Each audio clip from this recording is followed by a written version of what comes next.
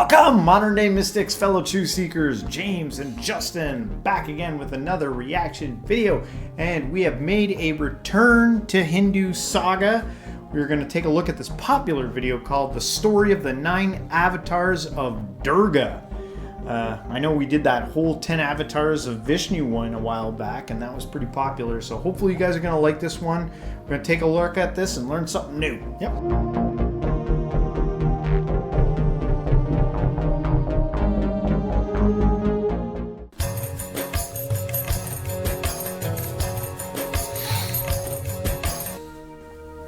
Navaratri is a festival dedicated to the divine feminine, most often associated with Durga Ma and Goddess Parvati. This festival lasts for 9 days and nights, during which various forms of the Devi are worshipped. Navaratri celebrates her various incarnations and victories over terrible demons. In this video, we bring to you the story behind all the 9 forms of Durga. The first day of Navaratri is dedicated to Ma Shailaputri. Based on the Puranas, Daksha Prajapati and his wife Prasuti had 24 daughters. The most renowned daughter among them is Sati, who was married to Shiva and is considered one of the aspects of Goddess Shakti. All 24 daughters are married to various deities. However, Daksh was not pleased with Sati's choice of her husband, and he believed that Shiva, being an ascetic, was unsuitable for his noble-born daughter. Despite Daksha's objection, Sati married Shiva and moved to Kailash Parvat. Sometime later, Daksh arranged a grand yagya, extending invitations to numerous rishis and devas, intentionally omitting Sati and Shiva from the guest list. When this news reached Sati, it naturally filled her with sorrow, and she yearned to participate in her father's event. She approached her husband Shiva, requesting his permission to attend. Initially, Shiva hesitated, pointing out that they had not received an invitation. Despite this, Sati persisted in her plea, and eventually Shiva relented, granting her permission to go. However, when Sati arrived at the yagya, everyone, including her sisters and her father, shunned her. The sole exception was her mother Prasuti, who warmly welcomed and embraced her. Sati was heartbroken by the cold behavior of Daksha, but he didn't stop at that. Daksha insulted Lord Shiva in front of all the guests, which was too much for Sati to bear. She believed that her body was no longer worthy of Lord Shiva since it had tolerated the insults of a Shiva hater. She decided to immolate herself in the sacred sacrificial fire of the yagya with extreme grief. Upon hearing the news of Sati's self-immolation, Lord Shiva was filled with rage and summoned Veerbhadra to destroy Daksha's yagya. Veerbhadra obeyed Shiva's orders and beheaded Daksha, throwing his head into the fire. After destroying Daksh and his yagya, Lord Shiva carried the burnt body of Sati and wandered around. During this time, different parts of Sati's body fell in various parts of India, which came to be known as Shakti Pitha. There are a total of 52 Shakti Pitha. After Lord Vishnu's intervention, Daksha was revived with a goat's head attached to his body, and the yagya was completed. However, Sati's story didn't end there. She was reborn as the daughter of Himavan and Mainavati and became famous as Parvati, and eventually married Lord Shiva again in this birth. The second day of Navaratri is dedicated to Ma Brahmacharini, one who practices devout austerities. Devi Sati was reborn as Parvati, the daughter of Himavan and Mainavati. On the advice of sage Narad, Goddess Parvati began an extraordinary journey of devotion that spanned thousands of years with the sole objective of marrying Lord Shiva. She underwent severe penance, renouncing all worldly comforts and surviving solely on the sacred bilva leaves, giving up food and water. Her unwavering commitment knew no bounds, and nothing could sway her determination. Parvati's devotion to Lord Shiva was put to test when Lord Shiva himself appeared before her in the disguise of a sage. He started criticizing Lord Shiva's form and virtues and suggested that she should find a more suitable groom. This made Parvati extremely angry, and she was about to curse the sage when Lord Shiva revealed his true divine form. This revelation marked the culmination of their divine love story. Lord Shiva and Ma Parvati united in a grand and celestial marriage ceremony, a union celebrated with unparalleled splendor. Before this sacred union, Ma Parvati, in her unmarried and ascetic form, is known as Brahmacharini, a testament to her unparalleled devotion and unwavering commitment to Lord Shiva. The third day of Navaratri is dedicated to Ma Chandraghanta, one whose forehead is adorned with half moon, shaped like a bell. While Ma Parvati, in the forms of Shailaputri and Brahmacharini, is peaceful, in the form of Chandraghanta, she is ready for the war with all her weapons. As stated in the Devi Puran, once a fierce battle took place between the Devas and the Asuras. Despite their valiant efforts, the Devas were defeated, and the Asura king Mahishasura seized the throne of Indra, establishing his authority over the universe. The Devas were left helpless, and their fate hung in the balance. Indra, along with the other Devas in their hour of need, turned to the Trinity, Brahma, Vishnu, and Shiva. They shared their story of woe, recounting how the heavens had been held captive by the Asura king, forcing them to leave their celestial abode and seek refuge on earth. Moved by their plight, the Trinity radiated a powerful energy, which materialized into a magnificent goddess. She had 10 arms, later adorned with divine weapons from various gods and goddesses, including a trident from Lord Shiva, a chakra from Lord Vishnu, and many other weapons from other gods. Indra himself descended from his Airavat, contributing his Vajra and a Ghanta. Surya, the sun god, bestowed upon her his radiant rays, a gleaming sword, and a fierce lion as her mount. Empowered by these divine gifts, the goddess confronted Mahishasura and his army. In a swift and decisive strike, Devi Chandraghanta vanquished all of them. The Daitya king and his clan met their end, and the goddess Chandraghanta, in her indomitable power, liberated the Devas from their fears and restored the order of Dharma. This epic battle between the good and evil showcases the victory of righteousness over malevolence and the emergence of Chandraghanta as a symbol of divine power and protection. The fourth day of Navaratri is dedicated to Ma Kushmanda, the creator of the universe. Her name comes from various Sanskrit words, where Ku means little, Ushma means warmth or energy, and Anda means a cosmic egg. Thus, the name Kushmanda means the one who is the creator of this little cosmic egg, called the universe. She is seated in the core of the sun, providing direction to Surya and dispelling the darkness of ignorance with her dazzling smile. She is the Jagat Prasuti, the mother who has birthed, energized, and nurtured the universe. After their victory over Jatukasura, two formidable asuras named Mali and Sumali began an intense tapasya to Lord Shiva.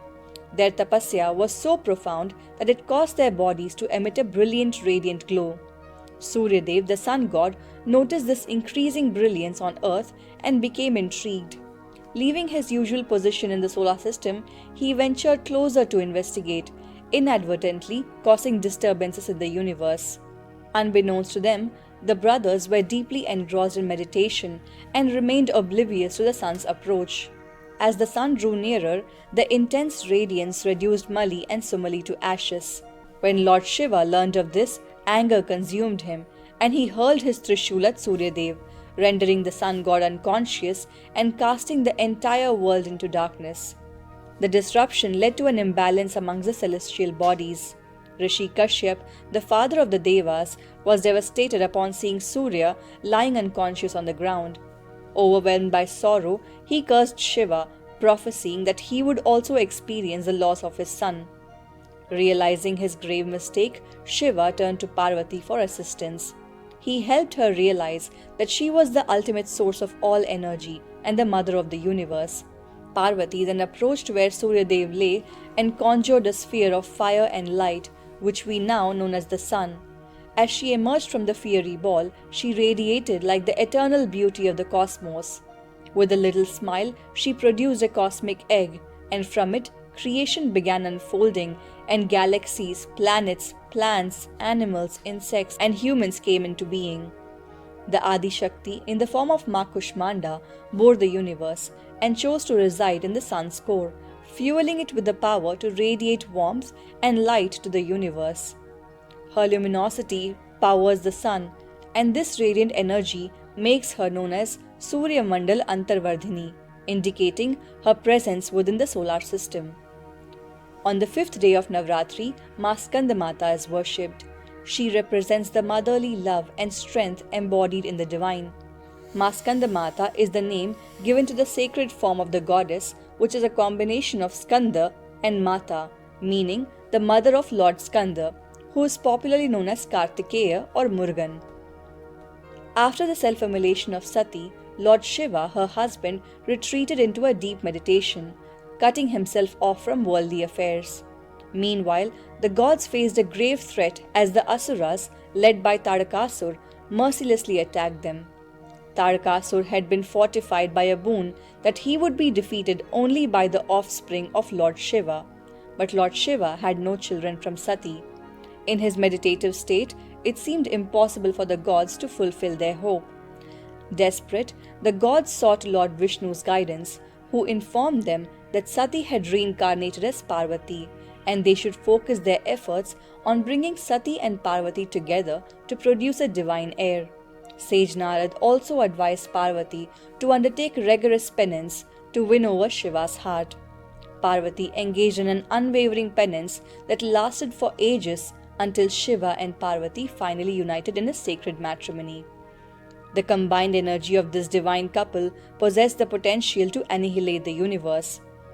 A cosmic event occurred during their union, and Shiva unintentionally spilled his seed on earth.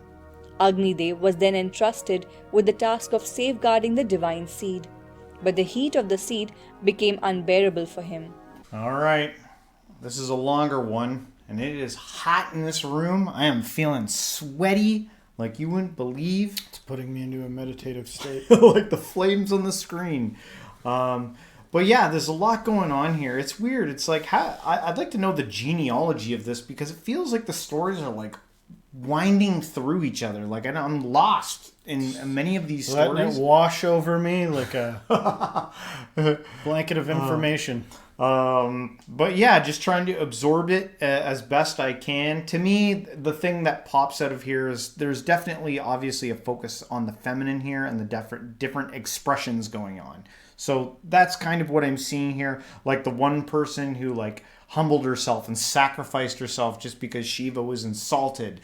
And then the like godlike female that came back and like dominated everyone. It seems like and then the creative aspect, the one female god that like created everything, which is weird because I'm trying to like understand like what creation are we talking about, because I thought there was another creator. So it sometimes can be confusing with all these stories overlapping and hitting, right? There's so many details to keep track of. I'm a little adverse to the supernatural, like when you tell me that somebody, went to the sun and resides in the sun from now on. Like with anything, it's just at the point I'm at, Yeah. Even in other scriptures, when things get a little supernatural, I start to like have trouble sticking with it. You know what I mean? Yeah. But I was thinking about some other sorts of stuff that stood out to me.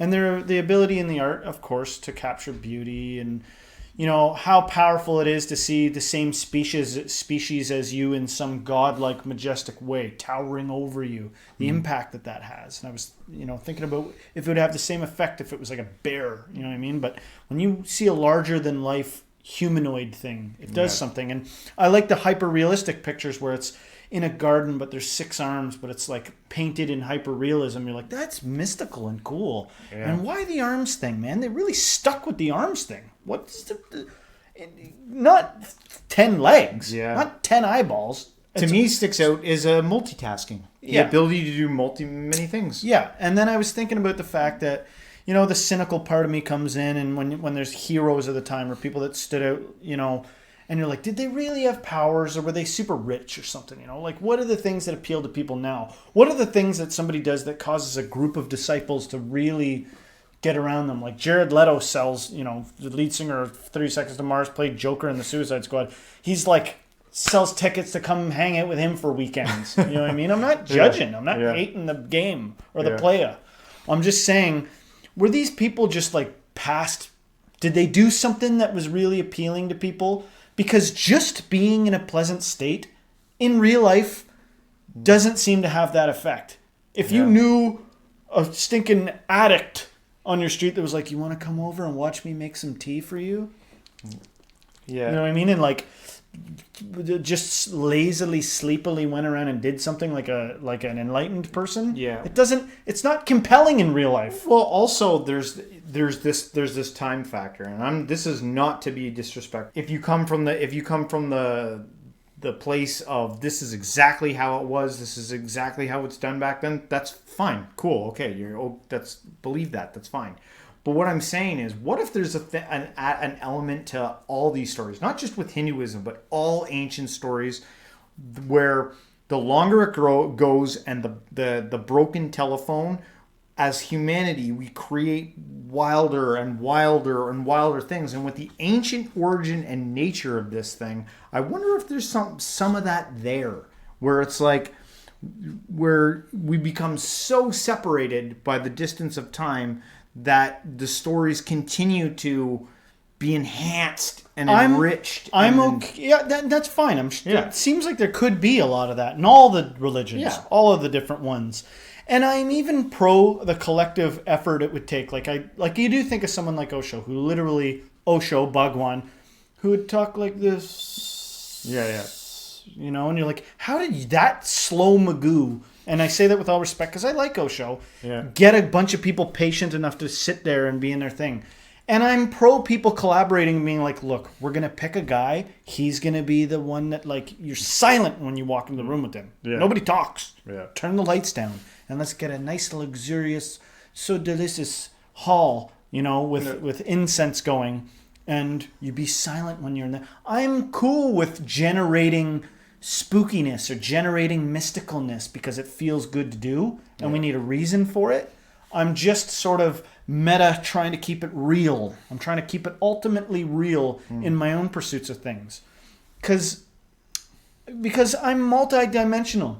Yeah. Sometimes I'm into this type of vibe. Another time I'm in a different type of vibe. Yeah. It's like, I feel like as many as there are gods, humans are like that. There's all these different sides of us. And sometimes it's nice to vacation in Shiva world, but it'd be nice to vacation in the stories of other gods and the other attributes that some of them have. Yeah. Some of them are more aggressive, just like a real person. I'm not a one-note pony or whatever the heck the term. One trick pony. And I think a lot of other people aren't either. Yeah. And it's just nice to have some variety in the attributes that a person has. Some people would be like, that's called multiple personality disorder. Well, then it's a superpower. I mean, when you're flexible. Therefore, he passed it on to Ganga, who placed it in the Saravana forest. Ma Parvati then took the form of a sacred water body and incubated the seed of Shiva, giving birth to Lord Kartikeya. He was later discovered adrift in the waters by the 6 Kritikas, who lovingly adopted him. Hence the name Kartikeya, meaning the son of the Kritikas. Kartikeya displayed outstanding qualities such as handsomeness, intelligence, and bravery as he grew. He is also called a Kumara, which means youthful and an unmarried boy in Sanskrit. Under the wise guidance of Lord Brahma, Kartikeya began his education. Impressed by his wisdom and courage, the gods appointed him as their commander-in-chief. Lord Kartikeya defeated Tadakasur in a legendary battle, freeing the gods from the fear of the demons. Ma Skandamata, the mother of Lord Kartikeya, is worshipped as a symbol of motherhood. The 6th day of Navaratri is dedicated to Ma Katyayani, a powerful warrior goddess. According to the Vaman Puran, a sage named Katyayan had no children, even though he was wise and devoted. He yearned for a child and in his desperation engaged in penance and fervent prayers to the gods. Meanwhile, the Asura king Mahishasura was causing chaos amongst the Devas. The Devas turned to the Holy Trinity, Brahma, Vishnu, and Shiva for help. The combined energies of the Trinity manifested a radiant divine race, which crystallized in the sacred hermitage of sage Katyayan. The sage lovingly shaped this divine energy into a tangible form, and thus she came to be known as Katyayani, meaning the daughter of Katyayan. Endowed with the blessings and the weapons of the gods, Katyayani embarked on a divine mission to confront Mahishasura. The Asuras, captivated by her unparalleled beauty, described her to their king Mahishasura, who was equally smitten. Mahishasura, driven by desire, sought her hand in marriage, But Katyayani, the valiant goddess, declared that she must be won in a combat. In response, Mahishasura transformed himself into a formidable bull, assuming the guise of Mahisha, and engaged Katyayani in a fierce battle. The battle raged on, and ultimately the resolute goddess dismounted from her noble lion, leaping onto the back of the bull. With her tender yet powerful feet, she struck Mahishasura on the head with a force that left him senseless. In that moment of victory, she unsheathed her mighty sword and severed the head of Mahishasura. From that day forth, she came to be known as Mahishasura Mardani, the slayer of Mahishasura, a symbol of triumph of divine strength over darkness. On the 7th day of Navaratri, Ma Kaalratri, a formidable and awe-inspiring form of goddess, is venerated. The name Kaalratri is a fusion of Kal, which means time or death, and Ratri, which means night or darkness of ignorance. She is also commonly called as Kali. The story of Ma Kaalratri's origin is nothing short of a thrilling adventure filled with bravery and divine intervention. It all began when the Asuras Shumbha and Nishumbha attacked Devas, defeating Indra and his companions. In a desperate attempt to seek help, Indra turned to Ma Parvati, who created the mighty Chandi to aid the Devas. But things took an unexpected turn when Shumbha and Nishumbha sent Chanda and Munda to fight with Chandi. However, Chandi was not alone. She summoned the fierce and fearless Ma Kaalratri with unwavering determination to face the challenge, who rose to the occasion and eliminated Chanda and Munda. But the battle was far from over. Enters Raktabij, a powerful Asura with a formidable boon that allowed him to regenerate each time a drop of his blood touched the ground. This presented a monumental challenge, but Ma Kaalratri was not one to back down. She was incensed and determined to end Raktabij's menace once and for all. With her unmatched strength and unwavering courage, Ma Kaalratri devoured every drop of Raktabij's blood, preventing it from touching the ground and leading to his ultimate defeat. And with that, Chandi defeated Shumbha and Nishumbha, freeing Devlok from the oppressive rule of the Asuras. This epic tale of bravery and divine intervention is a testament to the indomitable spirit of Ma Kaalratri, who fearlessly protects the heavens and restores peace to the celestial realms. On the auspicious 8th day of Navaratri, devotees pay their reverence to Mahagauri, the supreme goddess whose name embodies her essence. The word Maha denotes supreme, while Gauri signifies her fair complexion. The tale of Mahagauri is a symbolic transformation of goddess Parvati. Parvati's complexion remained dark after defeating the Asuras in the form of Kaalratri. Her husband, Lord Shiva, playfully referred to her as Kali, but this nickname only added to her distress. So she embarked on a deep and penitent meditation before Lord Brahma for many days to regain her fair skin. Brahma, the creator, advised her to bathe in the holy waters of Mansarovar river in the Himalayas, and some versions also mention the Ganga river. Ma Parvati immersed herself in these sacred waters with faith and devotion and experienced a miraculous transformation. Her dark skin separated from her and a radiant and fair form of Ma Parvati emerged. This form of Ma Parvati is known as Kaushiki in some Puranas. With her restored fair complexion and beauty, Ma Parvati came to be known as Mahagauri, which signifies her extreme fairness. This story is a powerful metaphor for devotion and penance's transformative and purifying nature, emphasizing the goddess's unwavering grace and strength. The 9th and the final day of Navaratri is a special occasion dedicated to Ma Siddhidatri. Her name, which means the giver of mystical powers, perfectly encapsulates her role as the granter of spiritual aspirations to her devotees. The Hindu tale of creation begins with a vast, encompassing void cloaked in absolute darkness. Suddenly, a divine ray of light burst forth, banishing the darkness and bathing the void in radiant illumination. This light, initially formless, gradually took on a divine feminine form, revealing itself as Adi Shakti or Adi Parashakti, the supreme goddess. From Adi Shakti, the trinity Brahma, Vishnu and Mahesh emanated. As the Divine Mother, she imparted guidance to the Trinity, urging them to contemplate their roles in upholding the cosmic order. The Trinity heeded her counsel and embarked on a profound journey of tapasya, sitting by the shores of an ocean for many years. Pleased with their devotion, the goddess in the form of Ma Siddhidatri appeared before them. Additionally, she created and bestowed upon them consorts, Lakshmi to Vishnu, Saraswati to Brahma, and Parvati to Shiva. The Trinity's roles were defined: Brahma for the world's creation, Vishnu for its preservation, and Shiva for its eventual dissolution during Pralay, with their powers residing in their respective consorts. Ma Siddhidatri promised to empower them to fulfill their duties. She granted them 8 siddhis, namely Anima, Mahima, Garima, Laghima, Prapti, Prakambhya, Ishitva, and Vashitva, along with 9 treasures and 10 other supernatural abilities. With her blessings, the vast creation unfolded from microorganisms to celestial beings like stars, galaxies, constellations, and solar systems. The 14 lokas took shape, and Ma Siddhidatri, seated on a lotus with 4 arms, holding a lotus, mace, chakra, and shankha, bestowed knowledge to dispel ignorance and realize God, completing the universe's grand design.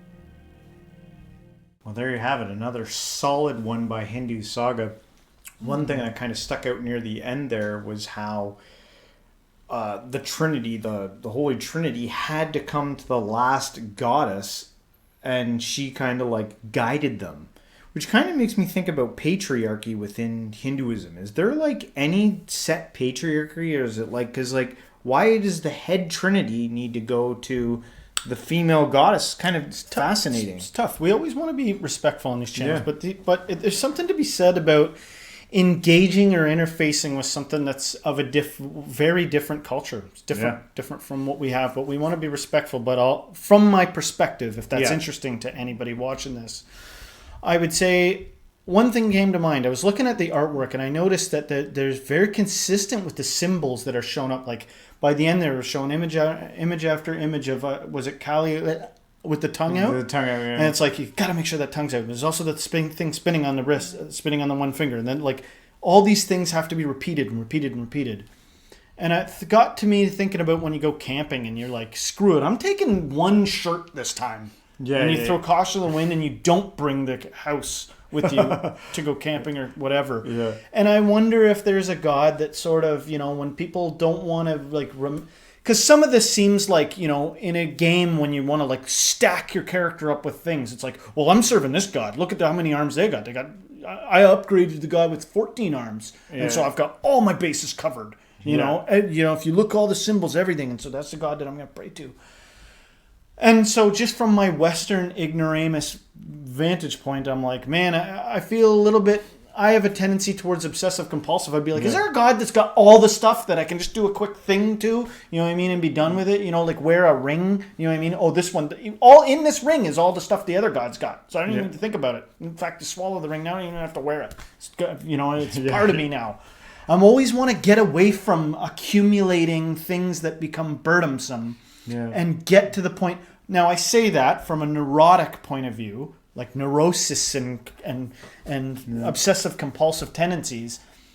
If you enjoy it, then what I'm saying is nonsense. If you're in that temple and you love seeing that stuff and you can oscillate from states where it just, you absorb it by osmosis to where you're actually noting all the details. Here's the thing. Maybe, enjoy yourself. Maybe what you're pointing at here is to get you to a point of giving up on it. With the constant adding and like the multiple things and like so many avenues and total complexity, maybe it's almost to exhaust you to be like, oh, there's so many gods, there's so many things. Like it's like I can't get on it. I can't get on it. But right? and then it's like, all right, fine, it is what it is. And I know but again, it's a very different culture, so I don't want to be. It's not meant disrespectfully, but I'm saying, You ever see one of your kids when they go into your room and you're like, all right, bring something, and they're like, okay, I want this toy and this toy and this toy and this toy, and then they're like carrying all of them. They can't decide. Yeah. They want all the good things. I want all the attributes. Yeah. How would you ever choose just one? How would you ever choose to identify with just one thing? And then to me in my life, that usually leads to a point of like, oh, drop all of it. You know what I mean? Yeah. And then they were enlightened upon dropping all of the holiness. Yeah. But that's just one that's just, you can oscillate from that to like being into it, I think. Yeah, and that's why we engage with you guys out there, because we totally like. Let me know. We like Let the us know. comments. Like, feed us in on some of the things that we're talking about here. Let us know about these details and the purpose and the reasons for these things. You know, that's why we're doing this, so we can learn. You know, share. You know, you get to hear our vantage point. It can be fun to learn from people that have never seen before. Yeah. You know, to like come in and be like, geez, based on my limited experience, these are all the things that it's triggering within me. Look at our interviews. We Yeah. interview of all variety of people with a completely open mind. Yeah, You know what I yeah. mean? Always open-minded to hear a different perspective. Yep. Well, anyway, guys, hopefully you liked our reaction on this. If you did, don't forget to hit the like, subscribe, share this with a friend, and everyone till next time, Stay spiritual.